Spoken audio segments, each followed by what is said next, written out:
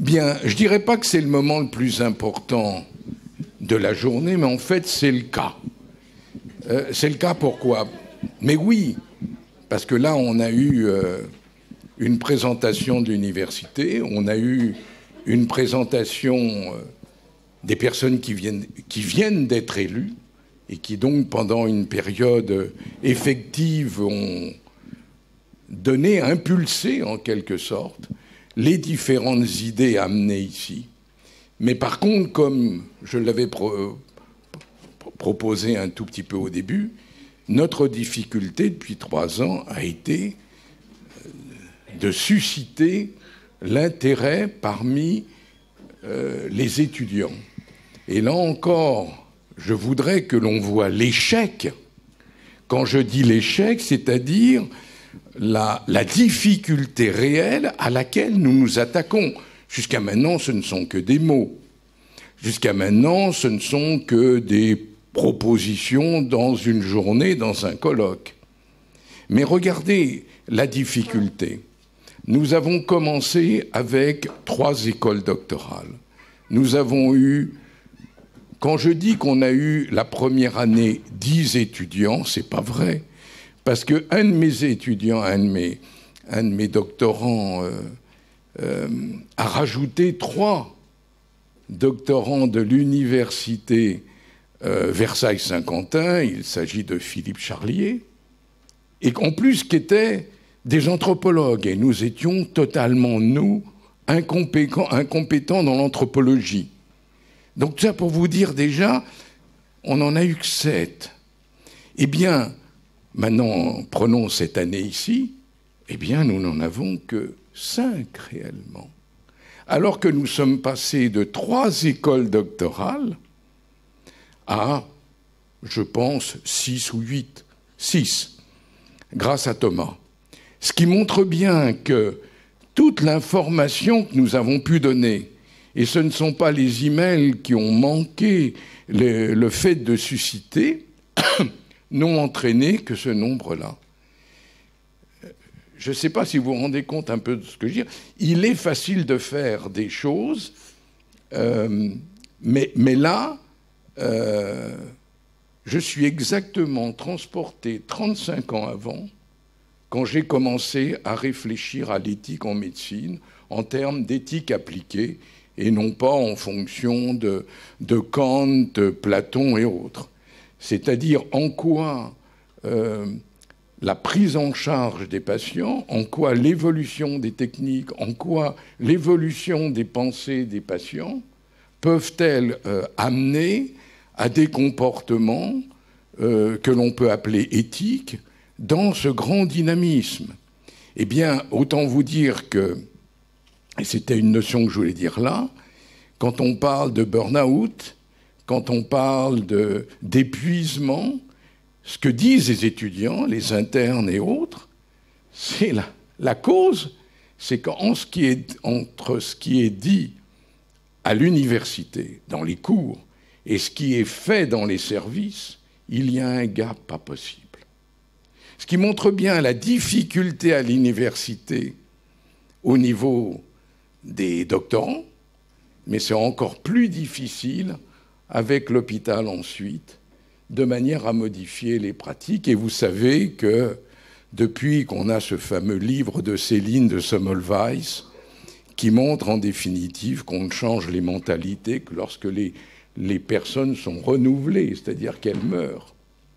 Donc la difficulté de changer les pratiques, y compris au niveau des patients, nous apparaissent particulièrement importantes. Voilà ce que je voulais dire comme introduction pour montrer la difficulté et remercier Côme Baumier, qui est un de mes élèves, qui est hématologue et qui par ailleurs, a fait en sorte que cette table ronde de 5 collègues quand même, futurs collègues, puisse s'exécuter dans les meilleures conditions. Mais je voulais vous dire à l'avance la difficulté, ce qui veut dire que tout ce que nous avons fait comme pression auprès de nos instances n'est pas illusoire. Merci beaucoup, professeur Hervé, pour cette introduction. J'ajouterais que historiquement, le bottom-up ne date pas d'aujourd'hui à la SFEM, la Société française et francophone d'éthique médicale, puisque ça fait maintenant quelques années, 6 ans que nous avons débuté la première journée dite SFEM Junior, qui, après plusieurs années, s'est transformée progressivement en journée de l'intégrité scientifique, devant l'importance de ce sujet pour notre génération. Donc, comme le disait Christian avec Jacques Ayache et Claude Forest, depuis 3 ans, nous faisons un appel à projet pour pour que des doctorants réalisent des projets autour de l'intégrité scientifique en parallèle de leur travail de doctorat. Et comme il a été dit, il est très difficile d'obtenir des candidats qui, jusqu'au bout, tiennent parole et s'engagent dans cette voie. Pour cause, 5 étudiants qui sont devenus 3 aujourd'hui. Donc on a encore eu 2 désistements. Et donc je tiens vraiment à féliciter les 3 qui sont restés, puisque le bottom-up est là. Et c'est grâce à eux que demain pourra peut-être changer. Donc on va laisser la parole, ils sont 3 doctorants, une doctorante en psychologie, 2 doctorants en biologie. Et donc je laisse la parole à Oriane Simian, qui est doctorante en psychologie, pour la première intervention. Merci. Et bonjour à toutes et à tous. Donc, comme il a été dit, je suis doctorante en psychologie et psychologue clinicienne. Et aujourd'hui, je vais vous parler de la question du consentement. Parce qu'en psychologie, mais aussi dans la recherche sur la personne humaine, la question du consentement, elle est centrale, puisque lorsqu'on travaille avec des individus, avec des personnes, on doit obtenir leur consentement. Néanmoins, comme dans les autres domaines de la recherche, qu'on soit un jeune doctorant ou un chercheur chevronné, on est mis face à certaines contraintes qui peuvent faire que la procédure de recrutement et de consentement est altérée. Et c'est ce dont je vais vous parler aujourd'hui. Je vais d'abord vous présenter le cadre un peu plus général. Ensuite, je vais vous parler des obstacles qui peuvent mener à des recrutements peu éthiques. Et puis, je vais vous parler de quelques recommandations et ouvrir le débat là-dessus. Alors, tout d'abord, dans le cadre de la recherche sur la personne humaine, il y a un certain nombre d'institutions qui ont établi des règles à propos de la question du consentement.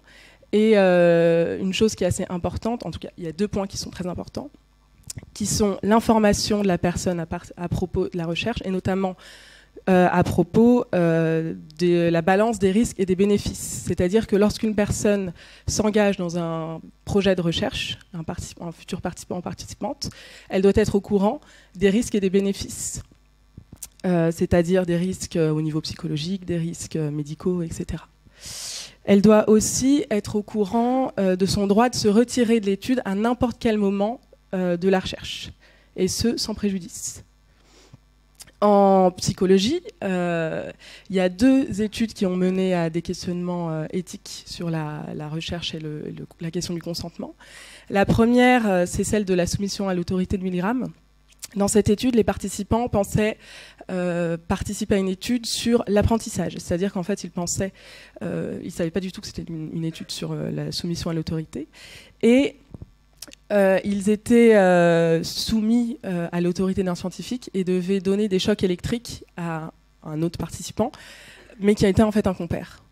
Ici, les limites qui ont été soulevées, c'est que les participants ont ensuite présenté certaines difficultés au niveau psychologique et que celles-ci n'ont pas vraiment été prises en charge. Elles n'ont pas été anticipées. Aussi, les participants n'ont pas été informés à propos de leur droit de retrait. C'est-à-dire qu'ils ne savaient pas qu'ils pouvaient interrompre l'étude à n'importe quel moment. La seconde étude, qui a mené à une ouverture sur la réflexion à propos du consentement, c'est celle des prisonniers de Stanford. En fait, dans cette étude, des participants étaient soumis à un rôle. Soit ils étaient prisonniers, soit ils étaient gardiens de prison. Et ils devaient jouer ce rôle dans un décor de prison de façon un petit peu immersive pendant 2 semaines. Le problème, c'est que cette étude elle a été interrompue au bout de 6 jours. Parce que les participants qui jouaient les rôles de prisonniers ont montré des signes de détresse psychologique très intenses. Et les personnes qui jouaient les rôles de gardiens de prison étaient extrêmement violents. Ici, les limites qui ont été soulevées, c'était le manque d'information aux participants et la question de l'impact au niveau psychologique sur les participants. Et la balance bénéfice-risque, du coup, qui avait été mal évaluée, parce que ici, les risques étaient plus élevés que les bénéfices. Heureusement, les choses ont évolué depuis en psychologie, et un certain nombre d'institutions ont établi des règles à respecter, notamment sur la question du consentement, et sur le fait que tout participant doit être informé de façon exhaustive, assez objective, et de la façon la plus claire qui soit. Néanmoins, certains obstacles peuvent amener à des difficultés peuvent impacter en tout cas le processus de recrutement et de consentement en psychologie, notamment au niveau de l'information. C'est-à-dire que quand on est chercheur ou chercheuse en psychologie, et dans les autres domaines, on est face à un certain nombre d'obstacles, par exemple au niveau de la pression de la publication, le manque de moyens humains, le manque de moyens financiers, le manque de temps, le besoin d'avoir un certain nombre de sujets pour avoir des résultats qui soient généralisables sur la population. Et parfois, du fait de ces obstacles et de ces difficultés, les chercheurs, chercheuses ou les investigateurs, investigatrices ne vont pas prendre le temps de bien expliquer la procédure, de bien expliquer les droits aux participants et aux participantes. Ils vont même parfois essayer de convaincre plutôt les participants et les participantes, et du coup, c'est pas très éthique.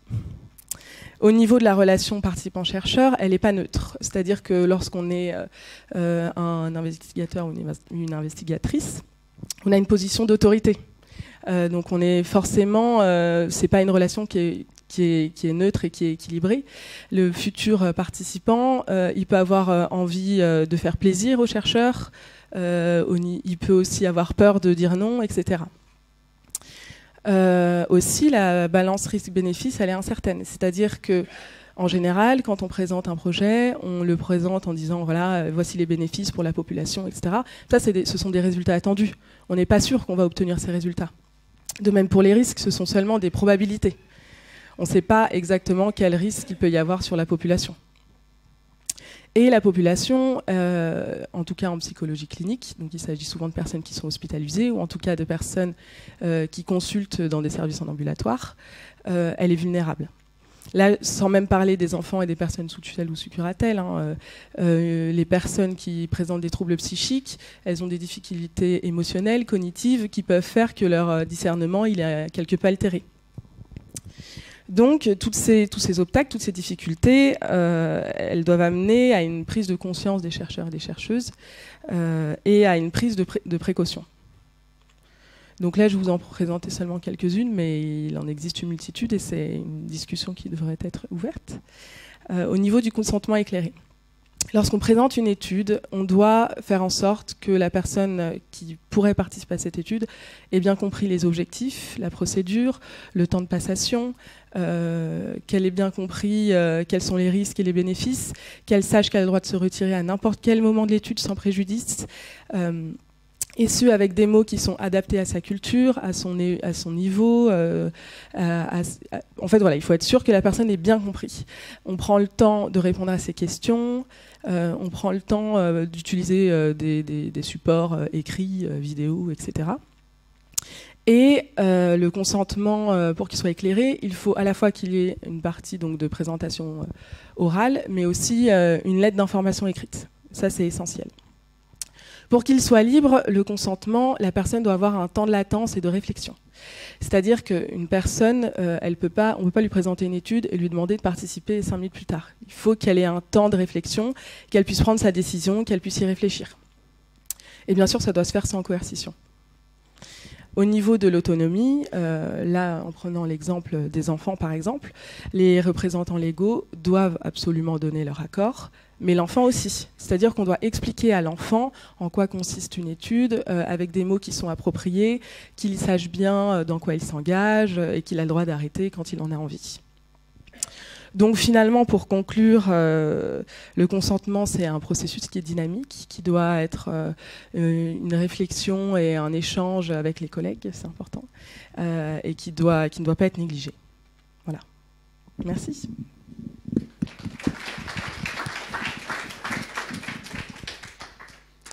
Alors, est-ce qu'il y a des questions concernant ce projet dans l'Assemblée ? Donc, merci beaucoup. Ouais. Je vais poser la première, je pense que ça déclenchera un certain nombre. L'idée de base aussi, c'est pour les étudiants d'avoir en fait un effet miroir ou réflexif par rapport à l'Assemblée, quoi. Donc, il ne faut pas hésiter à poser des questions au risque. Bon, c'est quelque chose dont on avait un peu parlé, mais pas complètement. Moi, ce qui m'apparaît qui émerge, c'est que à la fin, en fait, il y a avoir une évaluation des objectifs de ce qu'on a voulu faire passer pour avoir un consentement éclairé et libre. Et c'est exactement les mêmes questions qu'on a en tant qu'enseignant quand on se pose en fait une évaluation, quand on met en place les évaluations d'un cours, d'un TD ou d'un TP ou de ce qu'on veut, en fait, au niveau de l'université. Il y a un certain nombre d'outils. Et je me demandais en fait s'il n'y avait pas une réflexion couplée ou justement interdisciplinaire qui existait ou pas entre le métier d'enseignant, je dirais, et puis dans ces questions-là de consentement, de regarder si on peut utiliser en fait la docimologie, les réflexions sur l'évaluation qui existent au niveau de l'enseignement et si on peut les transférer ou les adapter en fait sur ces problèmes-là. Alors, je ne suis pas sûre d'avoir bien compris la question dans le côté de l'évaluation de l'enseignement. Je ne suis pas sûr de l'avoir bien comprise non plus dans la posant, mais... Je suis désolée, je n'ai pas bien compris. Non, mais c'est pas vraiment une question. Ce que vous avez présenté, ouais, c'est qu'en fait, il faut être sûr qu'il y ait un consentement éclairé, il y ait un consentement libre, et ensuite, il y ait le problème de l'autonomie. Pour être sûr de ça, au départ, vous allez en fait, entre guillemets, former vos patients, qu'ils soient des enfants ou pas, pour qu'ils donnent en fait le consentement le plus libre et le plus éclairé. Et donc, logiquement, on devrait pouvoir évaluer si on a bien fait passer sa formation pour qu'il y ait un consentement éclairé. D'accord, ok. Et cette démarche-là me semble tout à fait analogue à celle d'un enseignant quand il veut savoir si les concepts qu'il a voulu transmettre ont été réellement transmis. Oui, c'est une bonne idée. J'y avais pas pensé d'ailleurs. Une petite évaluation pour être sûr que la personne ait bien compris. Oui, effectivement. Alors, si ça existe, ça, j'en ai aucune idée. Mais si des personnes sont au courant... Je voudrais un éclaircissement sur un point. Vous avez parlé d'information, de la possibilité de se retirer sans préjudice. Alors, je voudrais savoir quel pourrait être le préjudice concrètement. Alors là, il s'agit c'est une formulation pour dire que la personne, elle va pas, en se retirant de l'étude, par exemple, imaginons que ce soit une personne qui est dans un hôpital. Si elle se retire de l'étude, que sa prise en charge à l'hôpital puisse continuer, par exemple. Ça peut être, voilà, et soit la meilleure possible, même si la personne interrompt sa participation à une étude qui a lieu dans un hôpital. Exactement. C'est une formulation juridique qui vient de la loi Hurier-Seruscla de 1988, qui était justement de s'assurer comme quoi les personnes ne seraient pas plus particulièrement mises de côté parce que dans l'équipe, elles auraient refusé un essai. C'était ça le problème, une recherche biomédicale.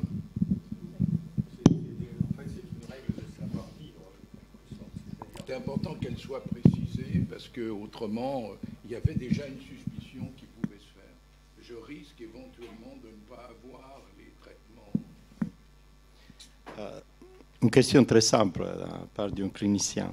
Quand vous intégrez le consentement éclairé d'accompagnement psychologique au consentement éclairé médical, vous avez une plateforme d'intégration sur ça ou vous marchez de façon parallèle mais séparée sur le plan clinique? Sur le plan clinique, c'est parallèle. C'est-à-dire que la personne, elle a sa prise en charge médicale et la participation à une étude, elle se fait à côté. Mais est intégrée au parcours du médecin? Ah, ça dépend des études. Ça dépend des études. Ah, d'accord. Il y a des études qui intègrent le parcours du médecin, pour lesquelles on a besoin d'avoir accès au fichier médical. Et il y a d'autres études pour lesquelles ce n'est pas du tout nécessaire. Parce que la capacité du patient d'avoir ou non un accompagnement psychologique important ou non, etc., il fait partie aussi de l'évaluation médicale. Parce que le médecin, il doit savoir à quel niveau le patient est capable de comprendre l'acte qu'il doit délivrer ou le parcours de soins, etc. Donc, oui, tout à fait. Dans un travail d'intégration de l'équipe, il faut être intégré, non? Oui, c'est vrai, tout à fait. Et là, c'est la question de la vulnérabilité, de la population, etc., qui se pose. Ok, merci. Bon, Armelle Jacquet, j'interviens en tant que neuropsychologue clinicienne et je vous pose la question à propos de l'enfant. Le consentement de l'enfant, ça dépend de l'âge de l'enfant. Et comment vous replacez ce consentement éclairé en relation avec les parents, compte tenu du fait que certains enfants vont suivre une expérimentation en psychologie en étant très très jeunes. Alors moi, je ne travaille pas avec les enfants, donc je ne pourrais pas vous répondre d'une façon extrêmement précise là-dessus. Mais ce qui est important, c'est comme je l'ai souligné tout à l'heure, c'est que l'enfant il puisse comprendre en quoi consiste l'étude et puisse comprendre ses droits aussi de refuser. En général, quand on fait des études, je pense que vous savez très bien, en psychologie avec des enfants, on prend en compte la fatigabilité de l'enfant, son niveau scolaire, etc. Oui, mais il y a un âge où il ne peut pas, peut pas vraiment comprendre. Tout à fait, notamment pour les bébés. Ma question, elle concerne spécifiquement l'intervention des parents dans ce consentement éclairé. Comment le gérer et comment le mettre en place?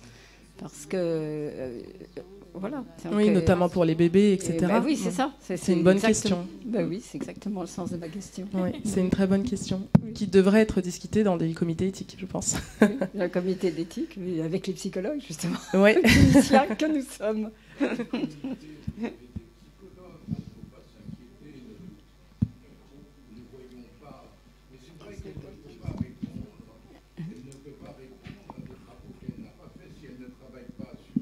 Avec les enfants. C'est tout à fait scientifique ce que je suis en train de dire là. C'est-à-dire qu'elle ne peut répondre que ce qu'elle a fait.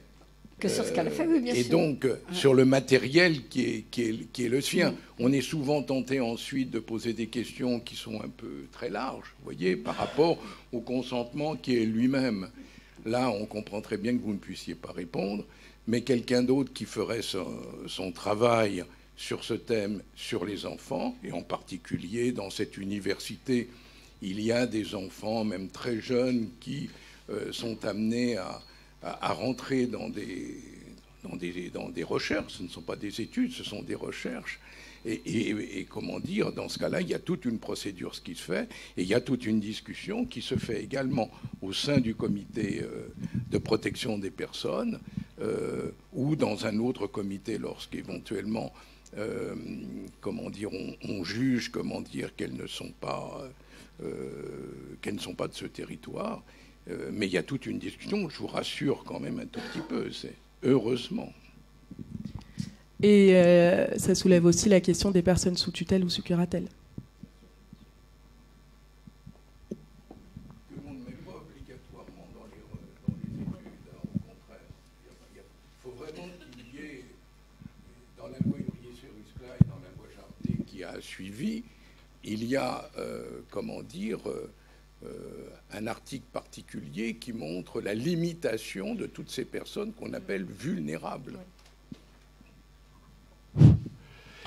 Il s'agit d'un thème d'extrême actualité et je vous félicite. Associez-vous ou non le consentement éclairé avec la confidentialité? Alors, c'est-à-dire, comment on l'associe ou la confidentialité, elle fait partie en tout cas des règles de participation à une étude. Les personnes, leurs données, elles sont confidentielles, etc. Et la gestion des données fait partie d'ailleurs des informations qu'on doit donner aux personnes qui participent à une étude. Donc c'est intégré, oui. En cas de danger, par exemple. Vous parlez d'une situation particulière ? Des informations sur des violences de la personne ou autrui, comme l'actualité nous l'a démontré ces derniers temps. Alors là, on part sur d'autres questions, notamment les questions de signalement, de non-protection de la personne en danger, etc. Donc là, effectivement, je pense que s'il y a des personnes qui peuvent être en danger, c'est-à-dire que si une personne... Mais là, on parle c'est les mêmes questions que lorsqu'on parle de la confidentialité du médecin ou du psychologue. Hein. Lorsqu'on pense qu'une personne peut être en danger, en général, il y a un signalement où on essaie de protéger les personnes qui peuvent être en danger. Donc là, même dans le cadre de la recherche, ce sont des choses qui, je pense, sont appliquées.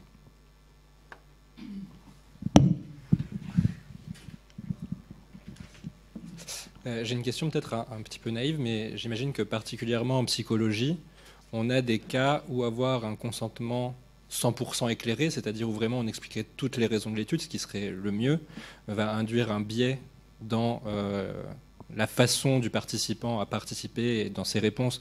Typiquement, la soumission à l'autorité, si on dit dès le départ c'est une étude de soumission à l'autorité, il y a plus de chances que le patient s'y soumette moins finalement. Donc à est-ce qu'on peut mettre une limite? Est-ce que tu as des éléments pour quelle limite mettre ou des réflexions à ce sujet? Alors, quand les objectifs de l'étude ne peuvent pas être complètement dévoilés, en général, ce qui se passe, c'est que dans la première partie, avant que l'étude commence, donc dans l'information, on donne une information qui est limitée. Et à la fin de l'étude, juste après, il y a ce qu'on appelle un débriefing avec les personnes, avec les participants, où on leur explique les vrais objectifs de l'étude et enfin voilà, on leur explique tout. Et à ce moment-là, les personnes, elles peuvent demander à être retirées de l'étude, à ce que leurs résultats ne soient pas inclus dans l'étude. C'est comme ça que ça se passe en général. Mais effectivement, dans tous les cas, il y a toujours un biais. Quand on dit, voilà, on veut vous présenter une thérapie, on espère qu'elle va marcher, la façon dont le participant ou le patient va participer à cette thérapie va peut-être être un biais qui va faire que la thérapie va marcher. C'est tous les effets placebo, etc. en fait. Ok. Merci le professeur Hervé de cette bonne réunion, comme chaque année. Alors, l'année dernière, nous avons parlé aussi de cette question. Le professeur Irié était là avec son amie, Madame la ministre de la Santé canadienne, qui est ici présente. Alors, c'était juste pour vous demander sur les consentements éclairés, si vous avez cherché dans d'autres pays, comme au Canada, parce que les Canadiens ils sont là, pour savoir si eux aussi, dans les buts de publication et de recherche, ils appliquent aussi ces concepts de consentement éclairé. Alors, je ne l'ai pas fait pour tous les pays, mais en tout cas, dans une grande majorité de pays occidentaux, oui, c'est le cas, notamment les codes de déontologie américains, etc. Ils précisent, ont les mêmes recommandations que les codes de déontologie ou la loi française.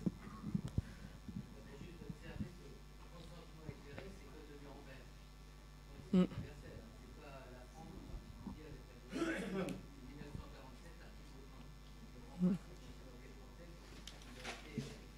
Oui.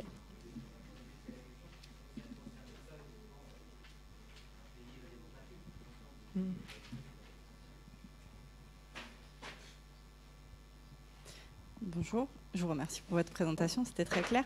J'ai une question sur la science ouverte, parce que on est un peu là pour ça aussi. Et est-ce que c'est quelque chose que vous envisagez et comment ça peut éventuellement modifier les questions de consentement, parce que ça devient difficile d'envisager les bénéfices si on ne sait pas finalement qui va s'emparer des données au final, et le droit de retrait devient aussi compliqué, puisque si vous mettez vos données disponibles à l'ensemble de la communauté internationale, est-ce que les patients peuvent dire, après, une fois que les données sont publiées, finalement, en fait, j'ai décidé de retirer mes informations? Est-ce que c'est quelque chose que vous avez auquel vous avez déjà réfléchi, et est-ce que vous avez éventuellement des suggestions sur comment gérer ça? Alors non, j'y ai pas réfléchi, mais dans tous les cas, les données, quand elles sont publiées, quand elles sont ouvertes, elles sont anonymisées. On ne peut pas identifier les personnes. Alors ça, je pense que oui, puisque avec les nouvelles lois informatique et liberté, en principe, si, mais je ne sais pas comment ça s'applique d'un point de vue plus concret. Enfin, j'ai une toute dernière question. Tout à l'heure, on avait la question de est-ce que c'est soutenable, toutes ces bonnes intentions, pour la décliner à cette problématique. On a parlé tout à l'heure de vérifier le consentement. Est-ce que l'information a bien été délivrée, bien comprise ? À force de faire des outils d'évaluation pour évaluer toutes nos pratiques en temps réel et avec chaque personne, etc., tu as bien dit qu'il fallait beaucoup de temps. C'est la question de la soutenabilité. D'un côté, parce que le temps, voilà, il est limité. D'un autre côté, il y a tous les prérequis dont tu as parlé qui semblent contenir toutes ces règles d'éthique en recherche. Donc, est-ce que tu considères qu'avec une bonne formation des acteurs de recherche, cela suffit, du moins, en principe, sur la déclaration sur l'honneur, sur le bon fonctionnement des établissements, des contrôles internes, cela suffit à avoir un bon process de consentement? Ou penses-tu que, quoi qu'il arrive, en dépit de ces formations qui peut-être aujourd'hui sont incomplètes, pas assez poussées, devraient être améliorées, il faudra toujours, quoi qu'il arrive, avoir un contrôle derrière auprès du récepteur pour être sûr de la validité de son consentement? Alors je pense que la formation elle est essentielle, mais je pense aussi que peut-être pas un contrôle, mais en tout cas un espace de réflexion avec, notamment dans le cadre des comités éthiques, etc., et avec les collègues, c'est nécessaire. Notamment, je pense que les pratiques, elles évoluent, et avec Internet, avec l'augmentation des études qui sont réalisées sur Internet, la question du consentement, elle se pose aussi. Est-ce que la personne, elle a vraiment compris? La personne, on la rencontrera jamais en vrai, en fait, elle répond à un questionnaire sur Internet. Donc là, il y a des nouvelles questions qui se posent, les pratiques, elles évoluent, donc pour moi, la formation continue fait partie du travail. Merci beaucoup, Oriane, on peut encore l'applaudir.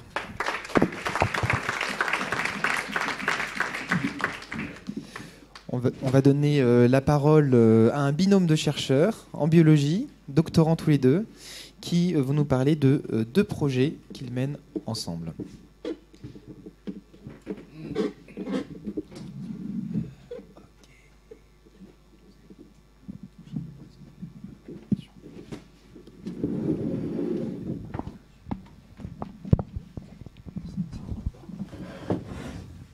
Bonjour à tous, merci de nous donner l'opportunité de vous présenter nos travaux aujourd'hui. Donc, je m'appelle Dylan Cherrier et je suis accompagné d'Angélique Jarad. Donc, nous sommes tous les deux doctorants à l'Institut Pasteur au sein du laboratoire de James DiSanto en immunologie. Et donc on travaille en binôme, mais on s'est quand même dit qu'on allait faire deux projets puisqu'on était deux. Donc on va vous parler de deux sujets complètement différents. Le premier qui est la survalorisation de la recherche dans les médias, et le deuxième qui parle des inconduites inconscientes, ce qu'on peut appeler les inconduites inconscientes. Donc on va tout d'abord vous parler de la survalorisation et un sujet qui s'appelle dans la presse anglophone Hype or Hope, donc espoir ou hype mode. Donc on va essayer d'en parler de manière un peu légère, même s'il y a des vrais sujets dans le fond. Et on va vous donner quelques exemples de ce que peut être cette survalorisation, des exemples concrets qui ont déjà existé. Donc en 2015, un chercheur du nom de John Bohannon publie volontairement une étude, ce qu'on peut appeler une étude bidon, où il recrute 15 personnes, donc un nombre très faible de personnes. Il calcule un nombre très important de variables, et ce sont des personnes à qui il a donné un régime différent, avec ou sans chocolat noir. Et évidemment, comme il a un nombre très restreint de personnes et un nombre de variables très important, il trouve certains résultats significatif, avec la fameuse p-value en dessous de 0,5, qui montre que le chocolat noir est quelque chose de très bon lorsque vous faites un régime pour perdre du poids. Et donc, outre le fait de montrer qu'une étude ridicule peut être acceptée dans un papier, dans un journal scientifique, il montre aussi l'emballement qu'il va y avoir derrière, en particulier sur Internet, mais également dans des journaux nationaux comme le Bild en Allemagne, qui reprennent cette information sans vérifier la plausibilité et la véracité des résultats, et qui à grands coups de titres qui incitent à cliquer, nous disent que c'est très bon de manger du chocolat lorsqu'on fait un régime. Donc là, on a un exemple monté de toutes pièces, mais ce qui est un peu plus problématique, c'est qu'il y a aussi des exemples qui, eux, sont issus de vraies recherches ou qui ont un impact plus important sur le public et en particulier sur d'éventuels patients. Donc en 1984, l'année de la découverte du virus du VIH, la secrétaire américaine à la santé a une discussion avec Robert Gallo, qui est l'un des découvreurs du virus, et elle fait une annonce publiquement et dit qu'elle est quasiment sûre que 2 ans plus tard, on aura un vaccin qui permettra de soigner les patients atteints et infectés par le VIH. Donc c'était en 84, on est en 2019, ce vaccin n'existe évidemment toujours pas. Donc vous voyez que là, on a un exemple où vraiment la survalorisation peut avoir vraiment un impact sur le patient, créer chez le patient de l'espoir, et finalement l'espoir 2 ans plus tard, mais aussi 30 ans plus tard, est toujours déçu. Les exemples sont nombreux. Il y en a d'autres, plus ou moins anecdotiques. Des drogues contre le cancer, toutes miraculeuses, mais dont 75% ne sont pas approuvées par la FDA et dont la moitié ont uniquement été testées chez la souris.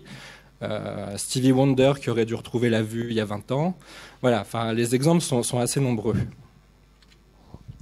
Voilà, donc Dylan vous a donné de nombreux exemples de cas où en fait la survalorisation de nos résultats scientifiques peut aboutir à des dérives, et donc en fait ça pose plusieurs problèmes éthiques, donc qui concernent différents acteurs.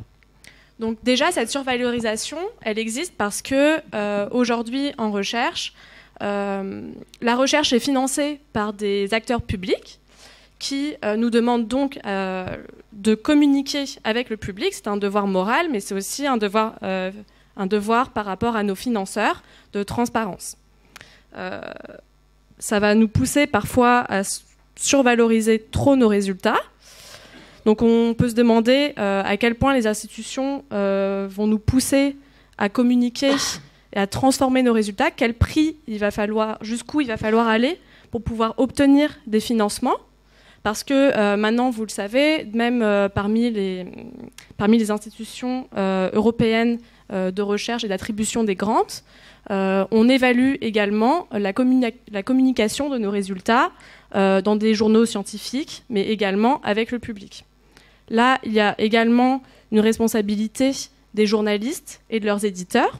Donc nos éditeurs, les éditeurs qui sont en compétition, et qui essayent de rechercher d'avoir un maximum de lecteurs, parfois au prix du sensationnalisme. Donc, quelle vérité et pour quel risque et quelle retombée? Et nous, ça nous engage également dans notre relation avec le public, parce que toutes ces informations qu'on leur communique et qui leur donnent de l'espoir, mais qui au final sont pas tout à fait objectives et exactes, ça met vraiment... ça remet vraiment en question en fait notre relation de confiance avec eux et de confiance en la recherche tout court.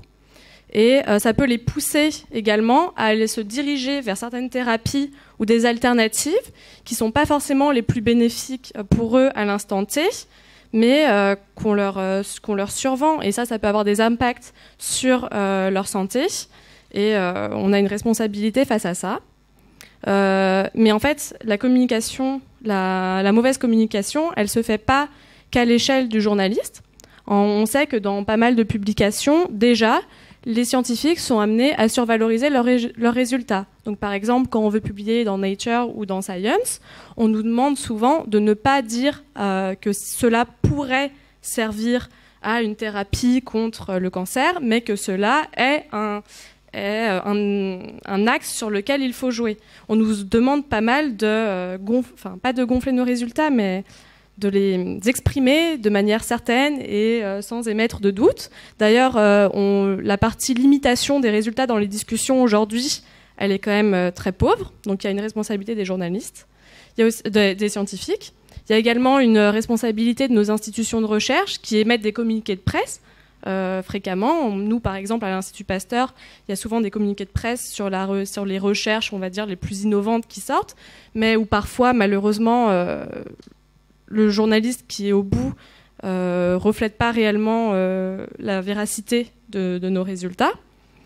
Et il y a aussi une responsabilité, du coup, éventuellement des pouvoirs publics, parce qu'ils décident de quelles informations vont être transmises au public, et de nos financeurs qui du coup, doivent s'interroger sur les critères sur lesquels ils financent nos projets, comme ce qu'on publie dans les journaux. Et donc, notre projet s'intéresse un peu à chercher quelle est la responsabilité de ces différents acteurs dans cette survalorisation médiatique et quel levier on a sur chacun d'entre eux pour la limiter et communiquer de manière plus objective et du coup de manière plus vraie et qui sera peut-être plus utile pour nos patients au final. Ouais, la question à qui la faute, elle est peut-être un petit peu provocatrice, mais elle se base sur des études qui ont déjà été publiées et qui s'intéressent à ce sujet. Et donc là, vous avez deux études différentes. La première étude s'intéresse à l'utilisation de superlatifs dans la presse généraliste, de superlatifs pour désigner des médicaments, donc des miracles ou ce genre de choses. Et on voit que dans un quart des superlatifs utilisés, ils sont utilisés directement par le médecin ou le chercheur qui est interrogé. Une deuxième étude montre qu'on a une forte corrélation entre ce que dit le communiqué de presse et ce que dit l'article de presse généraliste à la fin. Donc, vous voyez par exemple ici le graphe du bas qui quantifie l'inférence, donc la transposition ad l'humain de données obtenues sur des modèles non humains, et on voit que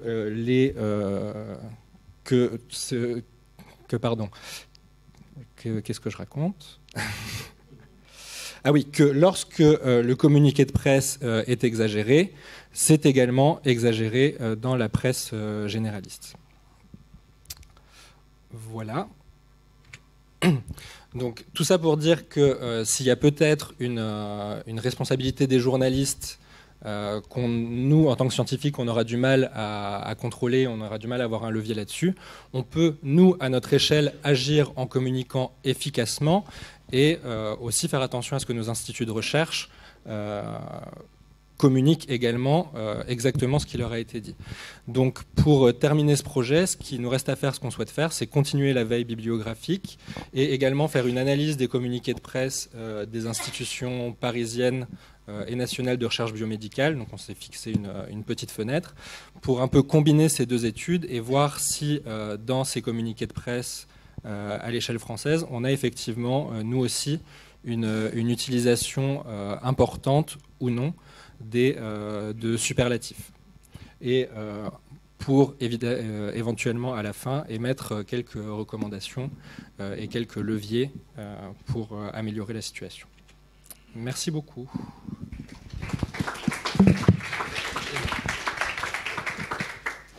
Alors la toute première question, vous parlez du sensationnalisme en fait au travers de votre projet, car évidemment chacun a besoin de valoriser son travail, d'une part pour la gratitude que ça apporte et d'autre part pour son évolution personnelle.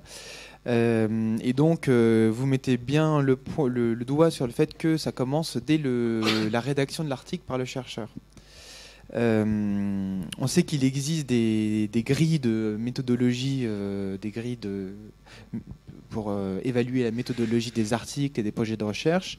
Est-ce que au sensationnalisme chaud, vous opposeriez une grille de lecture froide pour viser aussi évaluer les techniques de langage dans les articles ou de manière à un peu redescendre sur terre, limiter la subjectivité, ce qui est en fait le travail du revieweur?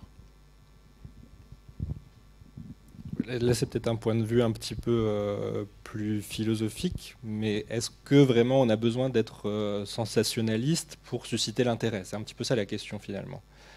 Est-ce qu'on a besoin de quelque chose de vraiment disruptif? Ça aussi, c'est quelque chose dont on entend beaucoup parler. Est-ce qu'on a besoin de quelque chose de complètement disruptif pour susciter l'intérêt du lecteur ou pas?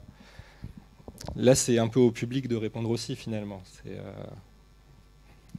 Et puis on voit également maintenant dans certains journaux, donc en plus des supplementary materials qui concernent les données scientifiques, ils peuvent ajouter une supplementary discussion.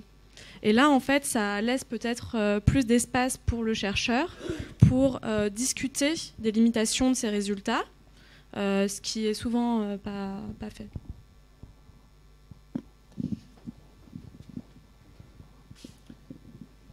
J'avais juste une petite question ou un commentaire. Ce phénomène du sensationnalisme, il est effectivement très journalistique, mais dans la science, on le voit souvent, les résultats off-scale sont retirés après, et le nombre de papiers qui sont retirés maintenant sont très importants.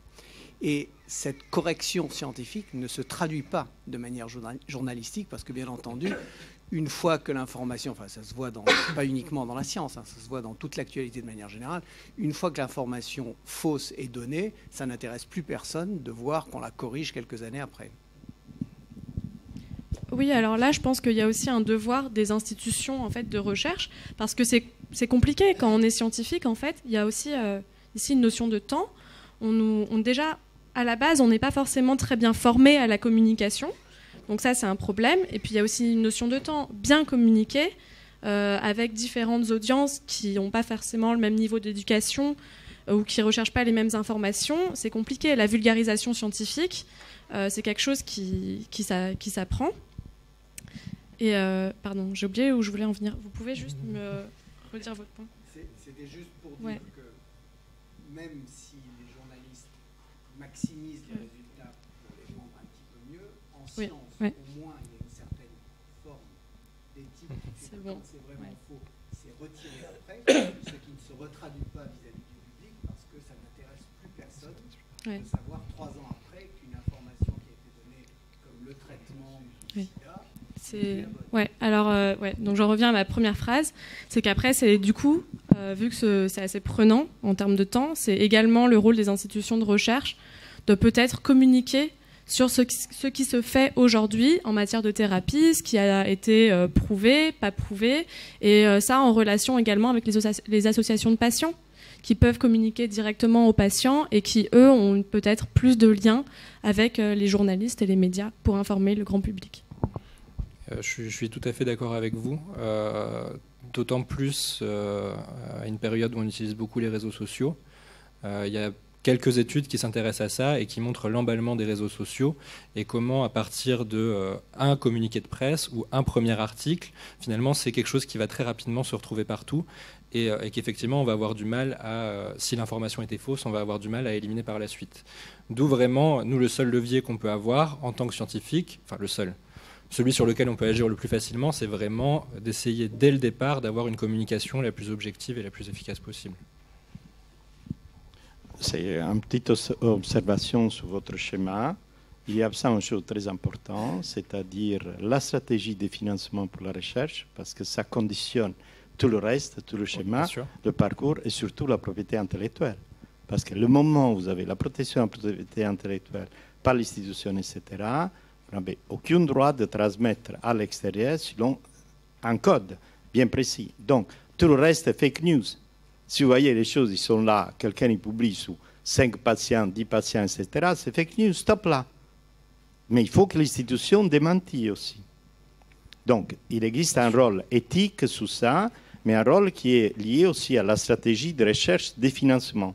Oui. Donc, si vous éclairez ça, c'est très clair tout le parcours après. Oui, alors c'est vrai qu'on ne l'a pas réexplicité. On a marqué les financeurs, mais effectivement, dans un mode de financement où on est principalement sur projet, on va chercher à avoir un sujet à la mode, et ça peut faire qu'emballer cette recherche résultats miracles. Effectivement, c'est un point très important. Après, la propriété intellectuelle, c'est vrai qu'on l'a moins mentionné, mais on y pensera. C'est important aussi, effectivement. Merci. Oui. Oui, La survalorisation, elle peut se faire de manière plus insidieuse. Un certain nombre de mes collègues qui n'ont pas encore de poste, on leur propose de présenter des études qui ont été faites par un laboratoire en leur disant de ne pas dire que la molécule,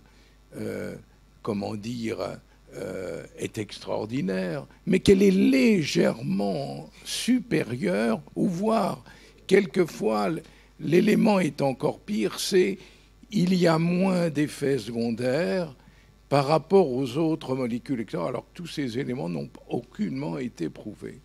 Et c'est un moyen, quelquefois, de la dissémination de la recherche, c'est un peu dommage, ce qui veut dire qu'il ne faut pas rester simplement qu'au niveau médiatique qui existe. J'ai, pour ma part, vécu la première greffe de visage. Or, vous savez que les éléments réglementaires, en France, les éléments réglementaires sont très nombreux, et en particulier, l'Agence de biomédecine doit donner un avis. Dans l'histoire, le problème de l'avis du comité de protection des personnes a été quelque chose d'extraordinairement secondaire, pour ne pas dire éventuellement rajouté. Ce qui montre comme quoi, en définitive, ce que vous êtes en train de dire est important, parce que c'était, c'était une première. Et c'est présenté comme une première, voyez-vous. Alors qu'en définitive, c'est une recherche comme une autre, bien sûr. Oui, François Trémolière. Il y a un vocable qui n'est jamais prononcé, que vous n'avez pas prononcé, et dans ce type de choses n'est jamais prononcé, c'est celui de conflit d'intérêts. Conflit d'intérêts dans l'esprit du public, c'est l'abominable expert qui est soumis à la prévarication des laboratoires, le politique, etc. On est en plein conflit d'intérêts ici. Le scientifique qui fait des choses intéressantes, quand on vient lui proposer de donner une médiatisation à ce qu'il fait, il est tout content, mais il est en conflit d'intérêts. Or, on voit assez souvent un scientifique honnête qui est attiré un soir à une émission Tartampion à la télévision, on lui dit « votre truc est formidable » et il essaye de ramener les choses à sa juste valeur. Mais il est battu d'avance. Et puis alors, il y a une chose que vous avez dite, c'est que dans les médicaments, enfin en tout cas dans les produits destinés à soigner les gens, il y a ceux au moins qui ont reçu la validation des autorités de validation. Mais à ce moment-là, il faut quand même aller regarder les dossiers. Je voudrais vous donner un exemple tout récent. Il y a un produit qui a été médiatisé ces derniers mois, qui est un médicament de l'amyotrophie spinale de type 1. Bon. Ce médicament, il a fait le buzz parce que l'injection, il a reçu l'aval de la FDA. L'injection allait coûter $1 600 000, une seule injection. Donc ça faisait le buzz, si vous voulez. Alors, certainement, c'est un produit de promesse. Mais pour ceux qui ont eu la curiosité d'aller regarder le dossier de la FDA, l'évaluation de ce médicament est minuscule. Quand vous considérez sur des enfants qui ne se tiennent pas, qui ne peuvent pas bouger, etc., que le médicament est formidable et doit être diffusé parce qu'à 6 mois après l'injection, on observe que l'enfant tient assis pendant 30 secondes sans avoir évolué ce qui se passe après, c'est très insuffisant. Donc la validation des autorités n'est pas toujours suffisante. Il faut aller voir de très près. Oui, donc je suis tout à fait d'accord avec vous. C'était pas le... Quand on disait que seulement 75% n'étaient pas validés par la FDA, c'était simplement pour montrer qu'une étape importante n'avait pas été franchie. Mais effectivement, la validation par la FDA n'est pas preuve de... n'est pas toujours suffisante. Sur le conflit d'intérêts, je pense que vous avez tout à fait raison. C'est vrai que nous, on n'y a pas pensé. C'est vrai, peut-être biaisé par ce que vous avez dit, par le fait que dans l'imaginaire collectif, conflit d'intérêts, c'est toujours avec une entreprise. Mais effectivement, vous avez tout à fait raison. Vous êtes un chercheur, vous travaillez dans un labo obscur, et tout d'un coup, on parle de vous. Oui, bien sûr. Oui. Moi, je voudrais mettre en exergue, en fait, un point dont je n'avais pas réalisé, même à travers les discussions qu'on avait eues, c'est vous mettez en évidence en fait un rôle important du département communication des institutions, Et qu'en fait, il y a une corrélation entre... parce que l'embellissement des données, qu'elles soient au niveau du chercheur ou au niveau du journaliste qui cherche à avoir le plus d'audimat, il manquait dans ce raisonnement-là effectivement un lien de coordination. Et ce qui paraît intéressant, ce qui met en exergue, c'est ce rôle du département communication. Donc dans la réflexion qu'on peut avoir dans cette journée, c'est que ça voudrait dire, en fait, ça lance une recommandation vers les institutions qui est d'associer, puisqu'on a parlé des formations vers les chercheurs, les directeurs de thèse, les doctorants, etc. Il y aurait une nécessité à former à l'intégrité scientifique et à l'éthique les départements de communication de nos différentes institutions. Et ça aurait un phénomène auto-amplificateur par rapport en fait à cette ambiance de être vertueux est quelque chose de totalement normal et être honnête en recherche est quelque chose de totalement normal et pas en fait l'exception qui confirme en fait une règle générale qui est un pessimisme qui serait dramatique aussi pour la science en général.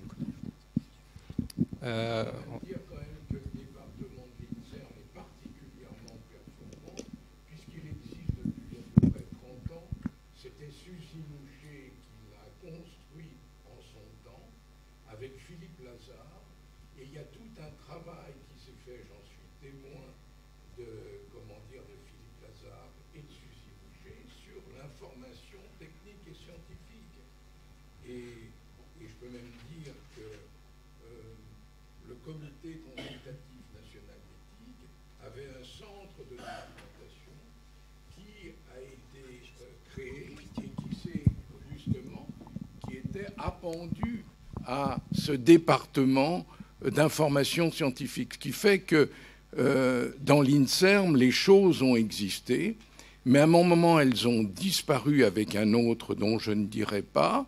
Je parle le côté de documentation éthique particulièrement, etc. Et un élément, je dirais, spécifique d'intégrité scientifique a été, dans ce cas-là, créé. Mais il n'empêche que pour des raisons d'ailleurs économiques, ce département, ce centre de documentation du Comité national, mais dont les personnels étaient de l'INSERM, faisait partie. Donc, ce qui montre bien que l'information scientifique, je parle pour l'INSERM en particulier, quand je dis que je parle pour l'INSERM, je pense que c'est plutôt à Ghislaine d'en parler, ça a été une préoccupation depuis le départ, n'est-ce pas, Ghislaine ? Merci beaucoup, je vais pouvoir rebondir et merci beaucoup. Alors d'abord, j'ai fait partie du DICDOC moi aussi, voilà, donc je suis tout à fait dans l'affiliation et effectivement, il y a une sensibilité, alors qui est liée au fait qu'on est dans le biomédical, hein, l'INSERM, mais qui continue. Et actuellement, en tant que déléguée à l'intégrité scientifique, je travaille avec le département de la communication qui est très préoccupé de ces aspects. Par exemple, alors là, c'est juste quelque chose de récent qui a été présenté à la journée du comité d'éthique de l'INSERM le dernier. On a fait Canal Détox, qui est une série de petites vignettes YouTube dans lesquelles, en quelques minutes, on démonte des choses qui ont eu leur heure de gloire et qui sont maintenant des vérités soi-disant installées. Et d'une manière générale, le département de la communication s'interroge sur communication chaude, communication froide, et comment lui peut se servir de la communication froide à préparer avec des chercheurs en amont et avec la délégation aussi, pour, en quelque sorte, cadrer la communication chaude qu'il est tenu quand même de faire et qu'il doit faire aussi pour l'institution. Donc en fait, tout le monde est dans des choses très complexes et je suis d'accord avec Jacques, c'est la sensibilisation et la rencontre des différentes structures qui permettent de complexifier un peu les réponses qu'on a à des problèmes qui sont eux-mêmes difficiles à maîtriser par chaque métier séparément, quoi. Une toute dernière question avec Michel Santongean avant qu'on passe au dernier.